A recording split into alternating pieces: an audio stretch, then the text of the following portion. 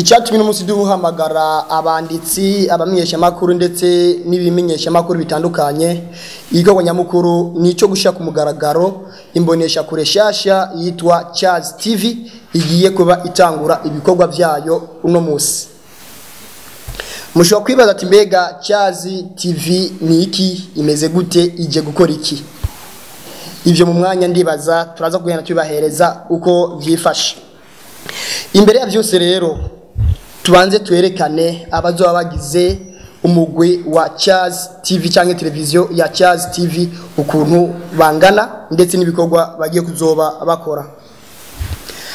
Jewe mubona ko ndavuga ngaha menshi turamenyeranye ni Tuyisenge Connect, besi banzi kuri iryo zina, haro nirindi banzi rya 5G abo basanzwe barimenyereye, ariko nkabangiye gukora muri Charles TV nk'umumenyesha makuru mugenzi wanyu dukorana mu bibanza bitandukanye ndetse no mu bindi bikorwa bitandukanye cyane cyane cyo kumenyeshikanisha impano abarundi n'uburundi bifise. Uwa kabiri turafise uwo twita Jalike n'uyu musore muranga yambaye umupira usa n'umuhondo, abana kukanse ko Charles TV nawe asanzwe ajeje ibintu vya video ndetse n'ibintu vya design kugira ngo ibintu bigende neza cyane. Turafise n'uwundi ngaha yitwa Eric, ari batawe kudushira amaboko y'Imana, nawe nyene asanzwe ajeje ibintu vya design graphic ndetse n'ubugira ibintu vya impression. Turafise umwigeme yitwa Chanel, nawe nyene ngaha numenyesha makuru kugira ngo tuzongera dukorana byinshi mugera mumubona nuko bitandukanye. Turafise n'uwundi hariya umwigeme yitwa Nelly, nawe nyene numenyesha makuru, bose tuzobandanya tugana dukorana. Tukadufise uwo twita Musafiri Youth, muramubona ngaha afise kamera ariko adufasha amasanamu, nawe nyene ngaha abandi bazobana dukorana muri Charles TV. Rero iyi mpamvu nyamukuru yatumye tubakoranya uno munsi nuko amenyesha ibikorwa Charles TV igiye gushira ku mugaragaro. Ati muri ivyo bikorwa hazoba harimo ibikorwa bimeze gute? Icyambere twese duharanira iterambere ry'umuziki ndundi, duharanira iterambere by'impano z'abana Burundi kugira zishike kure ndetse n'igihugu cyacu cy'u Burundi gishike kure. Charles TV ngije gukora ibintu bihanitse gusumba iby'abandi bakora oya, ariko turi kumwe twese birashoboka. Ikindi ntituzohagarara cyane mu muziki gusumba oya, tuzadufise n'indi bikorwa tuzokora. Ibindi bikorwa tuzokora ni ivyerekeye ama video, gukora ibintu by'umuziki ndetse gugura ibintu by'ama fashion, tuzoba duko turakora n'ibindi bitandukanye, ibintu vya art, ibintu vya culture, ndetse ntizoguma ngaho honyene, tuzoshobora no kujabuka gato twinjiye mu bindi bisata bitandukanye, haba mu bisata by'amagara y'abantu, mu bisata by'ibitukikije, uburimyi n'ubworozi, kugira ngo tugende dukora byinshi bitandukanye. Tutibage rero gucira imbere impano ugwaruka rw'u Burundi rufise kugira ngo tuziteze imbere mu buryo butandukanye. Imbere yuko tubandanya n'ibindi,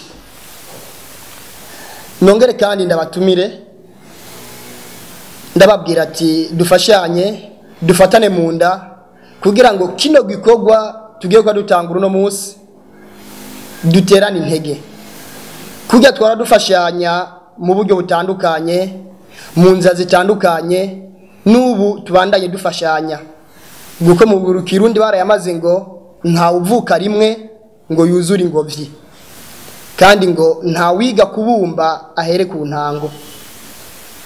Turizera ko turi kumwe twese tuzofashanya ibikorwa bigashika kure. Abene Burundi impano z'u Burundi, impano abarundi bafise biciye muri twebwe, biciye muri wewe na jewe, biciye muri Charles TV, biciye mu mateleviziyo menshi atandukanye ari imbere yacu. Turizera ko bizoshika kure kandi ibendera ry'igihugu cy'u Burundi rikamenyekana hanze, ndetse n'umwimbu ukabonekana biciye mu bikorwa byacu n'inguvu zacu. Imbere yuko je mbandanya, reka mbampereze mugenzanje Chanel nawe agire icyo ababwiye, hama mu mwanya ndaza sozera n'ikindi. Ndabaramukije mwese. Nibaza ko ari amahoro twese. Ubwa mbere banze ndabashimire ko niteka kuri twebwe kuba mwatwitavye mu gitabo kamo kacu kandi mubikunze. Hama nta kinini yangiye kongeraho byavuze. Ubwa mbere na mbere ide cyangwa se iciyumviro cha Charles TV. D'abord Charles murabona ko ari izina nkuko tubimenye no kuyandi mateleviziyo akunzwe kutibagira izina rya nyene kuyizana ugasanga yise iryo zina. Donc Charles TV ni nyene yo yitwa Charles TV, ntaba hafi, ni twebwe tuzomubera hafi kandi baza yuko turi kumwe twese dushoboye. Twebwe nka televiziyo Charles TV ntabwo tuje gukuraho izindi, ntabwo tuje guhiganwa n'izindi, ariko nizera neza yuko atanahame dushobora gushika tutabifashijwe namwe bwe mwatwitavye n'abarundi bagenzi bacu. Ikindi nshobora kuvuga,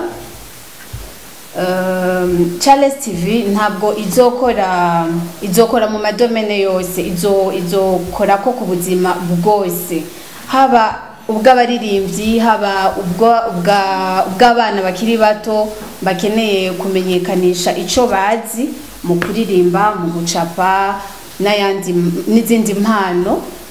Tuzogerageza kuzerekana babamenye, twongere tunabafashe byiharije, tubafashe tubashigikire kugira ngo bashobore gushika imbere. Murakoze cyane, ibindi ngira ngo turaza kubyumva mu nyuma. Nuko umva ko dushimire Chanel ukuntu ariko abandanya adufasha. Hama rero ibikorwa nyamukuru ngira ngo mwabyumvise zo dufise ni ukumenyekanisha impano z'u Burundi, za bene Burundi, ndetse n'ibikorwa bitandukanye. Mwabyumvise ibikorwa zo dufisemo, aho mwa gukora ama video, harimo ibintu bya entertainment, harimo ibintu bya ibintu bya location y'ivyuma byose ngaha tuzo tubifise. Ukeneye ibintu bya decoration byose nta kibazo, ama photoshoot, ndetse n'ikintu cyerekeye lifestyle, kumenya mbega ubuzima nakabaye bumeze gute, kumenyekanisha ikintu umuntu asanzwe afise n'icyo asanzwe akora, byose bizoba birimo ngaha muri Charles TV.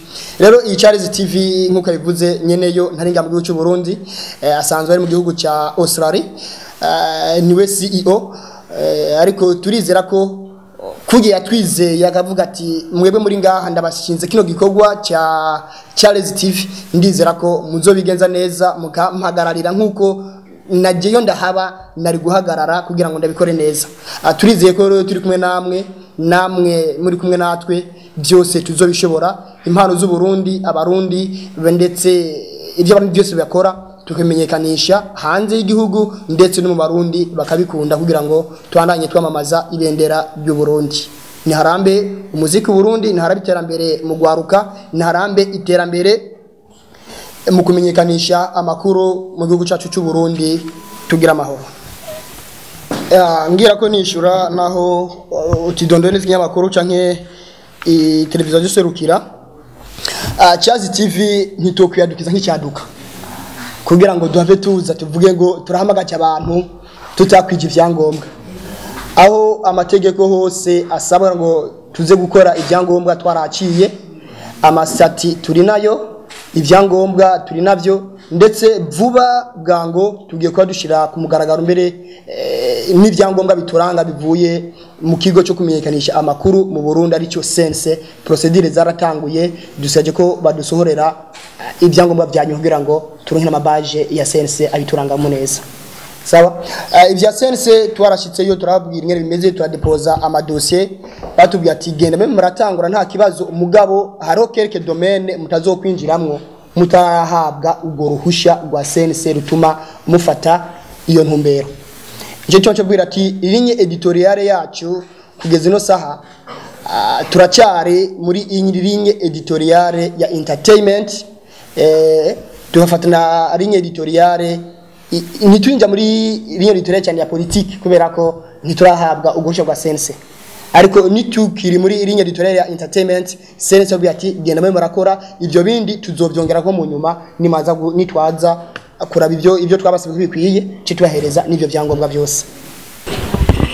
Yes, yubonye nishe hagati shumenya neza yuko na hagati wemeze neza kandi nuzujwe ni El Malofu marimo ko bisanzwe mama mubibona yuko ngomanzana update zimeze fresh no musi nagiye mu nyubako za Chas TV online studio nshasha yuguruwe ku mugaragaro uno musi ariko no bamenyesha neza yuko nta rangirije navuze ati Chess no genda nicaye muri nyubako ikeye isa neza ndetse nishane n'abantu nabo bakiyeye basa neza ubwo bwanje hariho umwigeme reka mana ndamuramutse abangaruke hirya naho ndamutse umushinga nahe ahagaze turi kumwe bite ni sawa umeze neza cyane gose abakunzi bandaha TV bivuze ko baramutse bakunzi bandaho TV ndaha TV turabaramukije muri Imana bane namwe murakoze ego su wenyene ndi kumwe n'uwundi hano ariko no musi ndajabuka imbibe kubera ko simvuga ikirundi cyo wenyene ndacanga reka njira mu Kiswahili guys niko na mzee hapa kubwa lakini sijui kwamba bado kijana au vipi lakini acha kwanza tumsalimie ni aje bra Poa tu. Salama. Fresh kabisa. Yes, kwa watu ambao wanakutazama kwa mara ya kwanza wajue kwamba wewe ni nani?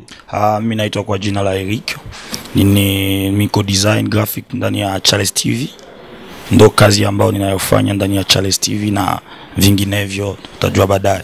Yes, moja kwa moja acha tuende na wewe sababu nilisikia kwamba wewe utahusika na mambo ya sanaa ya filamu hapa ndani ya Chas TV. Si kweli? Nilikuwa najiuliza je, wewe ni muigizaji au bado unajua tu kufanya hiyo kazi kama nani? Kama mwenye alihusishwa tu sababu ya kufanya hiyo kazi. Mimi ninahusika na graphic design lakini kuna wale ambao wanahusika na video na cinema ambao wako ndani ya Charles TV. Mimi ninahusika na printing, ninahusika na graphic design na vinginevyo ambavyo sio cinema tu. Yes, ngarutse mu Kirundi gatoya kuko je nguma ncanga njya higa no hino huko je simba umwana kamwe reka ngaruke kwa sister hano onya ndamubaza ikibazo kimwe igihe mwatumenyeshe byinshi yake ayo matubwiye neza yuko muzokora imici itandukanye filme music na shooting za video ariko ntimigeze mutugaragariza uzokora ama video ninde kugira ngo tumumenye ko ndazi ko beshi bakurikira izina ry'umuntu avuga ati ujya muntu turamuzi ara shootinga fresh reka tugende tubakurikirana. Urakoze cyane nkuko twabivuze ntitwari gushoka tubereka ama detail yose ngo uyajejuki mugabo kubona ko ico kintu gihari graphic design ihari video izo bihari music izo bihari nibaza yuko mwotugira kwa makenga nka hamwe mugaruka mugasanga cya kintu twavuga kidahari mugabo pour l'instant turakwijeje birahari nubwo umuntu en soi tutamuberetse. Eko ibintu byose bitangura biri kuri prix normale canke hariho bonus ku bantu bashaka gukora ama video n'umusekara turaba akavuga ati wow indirimbo yanje ifondo ngenda ikoreye video hagiye kugira ngo bankorere buyumve ko azosabwa igiciro kingana gute kuri video imwe. Namye ndabivuga ntizoba ishaka gusa gukora video kugira ngo muvugane ikijanye na prix oya mugabo azomanza kwanza zane icazi bakibone kuko ntihari kugira ngo ica mahera ihari kugira ngo imanzi fashe azomanza kwanza shike hama baganire n'ababijejwe hama bamubonyemwo impano muri we bagire ikintu bashaka kumufasha hama akabeyi nzokamenyeshwa hanyuma akabeyi tuzokamenyeshwa hanyuma ariko mwumve neza yuko umuntu wese akeneye kuzana ikigo waciwe ariko azoba yacitondeye akavuga ati igihogwa kiri international, ni gikorwa kitayumba yumba, kitazo ntezo icubahiro, niko no bivuga. Nuzokenera gufashwa mu vyiyumviro hose, sikuvuga ngo igikorwa kiri hejuru oya, naho kizo kiri hasi akaba keneye ubufasha bwa Charles TV, azoza bamwunganira, mufashe mu maide, bamufashe muri vyose nkuko twabivuze. Kesa, kama kawaida na imani kwamba mmeelewa, ameyasema mengi, lakini acha kwanza nirudie kwa brother hapa, nimuulize swali 2 3 alafu nisiwachoshe sana sababu mmeshatizama mengi. Brother, swali ambayo nafua nakuja kujiuliza sasa hivi, kwa mambo ambayo mliotueleza pale, mlituambia kwamba sana mimi acha kwanza nichukulie kwa sana, kwa sana.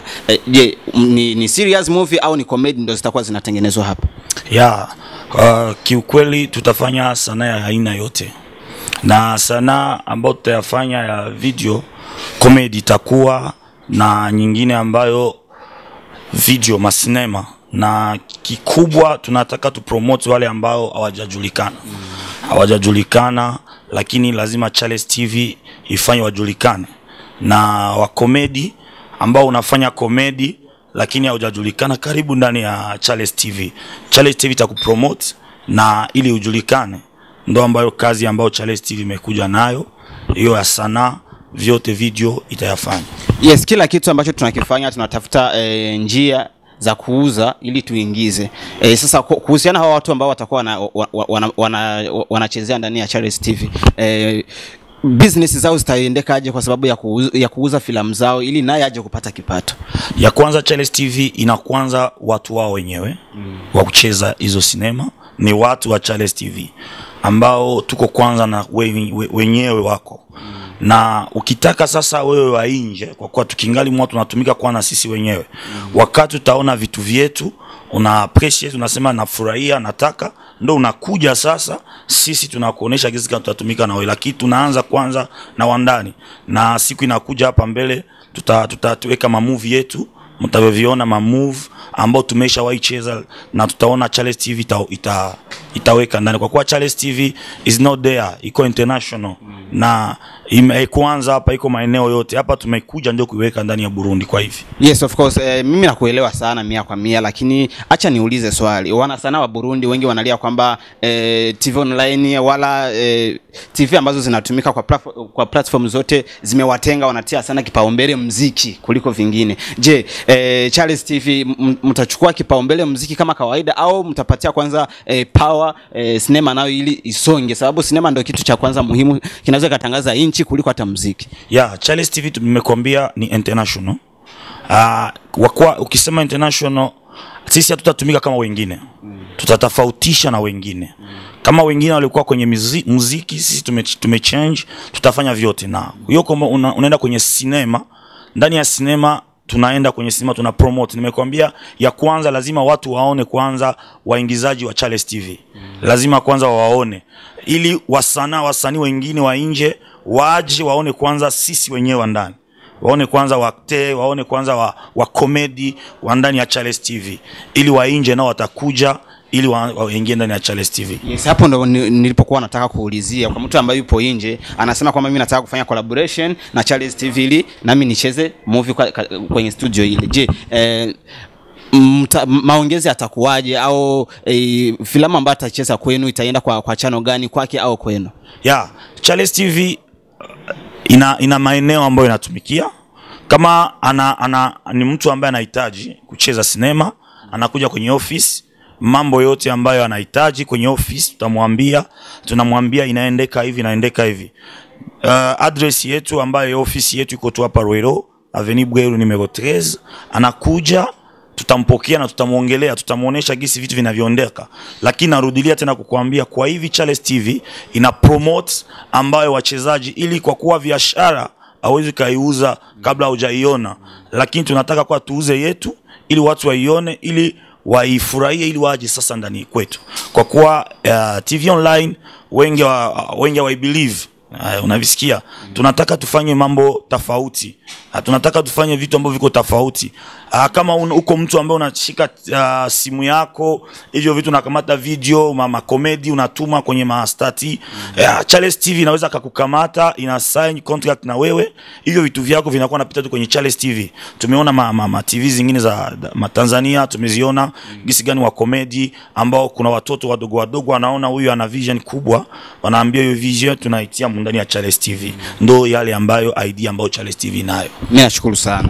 Ariko reka ngaruke gato hino onya higa kugira ngo mbaze umujournaliste mugenzanye ndako tuzoduhura kuri tele tunyinyana uko iyo tugegeze kuri tele nta kijama tuba twese turi mu kazi. Ndabaza neza kuri challenge duhura nazo mu kazi, sinzi ko wowe uri mushasha muri journalism cyangwa wari usanzwe ukora. Ayisanzwe nkora. Rusanzwe ukora ndibaza ko challenge duhura nazo urazizi nyinshi, mugiye kuzihanganira gute mugihe musanzwe muri bashasha, kuko nimba umubosi agushizeho wowe ziga challenge ntazazi cyane ushika kuri tele ni uzizi, mugihe utazobona ati bana jibi ibintu aho bigeze hameze nabi, muzovyihanganira gute kugira ngo mubandanye mukora akazi kanyu neza? Ico nshaka kuvuga d'abord gukorana urukundo, umwete nivyo byama bihari bisha gufasha no kwihangana cyane cyane mu gikorwa cawe. Uramaze kubibona yaho ushaka guhamagara umuntu umuririmbye akabwira ati mwavyumvikanye neza, akakubwira ati ubu rero ndafatiriwe akakanya nyene wamaze kwitegura sur place, byamaze gushikira nawe. Okay, bimaze gushikira ukoresha iki? Ugiye ngura mwishuye nabi biba bibi gusumvye, ucukoresha ukwihangana. Nukuvuga ngo tuzoba dukorana urukundo d'abord, umwete no kwihangana. Nibaza ko ivyo bintu bitatu bizodufasha gushikaho dushaka na za ntambanye mbi tuzizi. Ego jewe sinze kurya umuntu wakinda kivuga ko kiri uko jewe mbeshejweho ni Imana. Hari abantu ushobora kugwanira nawe akakubwira ati imbere yuko tubanza dukorane banzu umpe link ya channel yawe ndabe ingene bimeze, hama yaraba kasanga viewers zanyu ntaho ninke sana, hama akakubwira ati je sinokorana nawe. Muri ico gihe umuntu ayakwishyuye ukonya wowe ubifata gute? Iyo umuntu akweretse ko akugaye atazi ico ufise indani urashiraho akaburungu. Ego ate bana tugawane. Umuntu wamwitwararitse ukamwereka umwete ufise, ukamwereka ko ushaka kumufasha. Ndazi ko TV online bamwe bazikengera, bamwe bien sûr mugabo vuba cyane mugiye kubona ko zibafitiye akamaro. Umuntu rero yagusuzuguye akakwereka ko atacushaka kumumarira, wari ubona ko ushoye kukimumarira, mureka. Ego jenda bashimire cyane kandi nabifuriza iterambere mu kazi kanyu. Imana ibafashe bizo bigende neza, tubandanye tujana muri gwa rukundo nyene rumwe. Ico ndonse ndakibwira uwundi kugira ngo twese dukorere igihugu tugisugume twese tugende hamwe. Murakoze cyane. Amina, ntitugiye gukora turi kuboko kumwe twese hamwe inguvu turashoboye. Hama urashobora kubwira abanywanyi banyu abakunzi ba Ndaho TV bakagira bya bindi wamusaba nawe. Ego of course nko bisanzwe na ariko twese turi journalist rifoko twese tubikorera. Ego bakunzi wa Ndaho TV, gira subscribe kuri Ndaho TV kwanza, hama ushiramo comments kugira ngo ubakire neza mu gakino, wongere uje kuri Charles TV online ugire subscribe kugira ngo twese tubandanye tugenda turi bamwe, kuko Charles TV ibarinzira nyigishika kaze na karibu twese hamwe turashoboye. Munshigikire nanje ndabashigikire, murakoze cyane. Ego hata kwa Kiswahili tunaenda. Nami nawaambia tu we like tu Charles TV na utakuwa unasaidia vingi sana na itakuwa vizuri, kwa kuwa sisi tuna promote vijana, kwa kuwa ndio inchi, kwa kuwa vijana hivi inabidi kazi. Inchi inaongelea kwa ajili ya vijana wapate kazi, na hii ni kazi ambayo tunayaleta nayo kwa ajili vijana wasibakie mitaani, wapate kazi. Na kuambia na we like tu utuingizie na sisi tutakuingizia. Asante sana, mimi nashukuru sana wapenzi watazamaji mlionitazama. Mungu awabariki sana.